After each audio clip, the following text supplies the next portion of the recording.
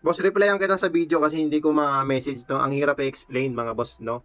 So, kuha lang kayo ng positive negative sa wire ng inyong battery, sa inyong battery ito, tulad nito. So, ang positive nito ay brown mga boss, no?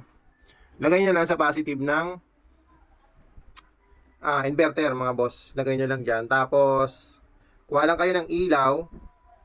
Yung negative naman ng battery, ito, negative wire ng battery, ito, lagay natin dito. Tapos, connect natin dito mga boss. Kung saan yung dulo. Dulo yan eh. Kung hindi dulo, pangalawa ng dulo, ito mga boss, sa kaliwa.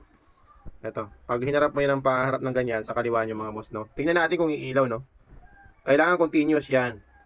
Kahit i-switch off mo dito, continuous pa rin yan mga boss. O, yun. Pag sinitch off mo, tapos sa kabila ka nagkabit, halimbawa dito sa hindi sa negative ng switch yan mga boss, ay mag-off, hindi siya mag-on.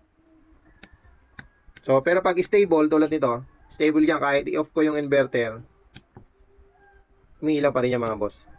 So, madalas yan sa dulo ng, itong male and female socket mga boss.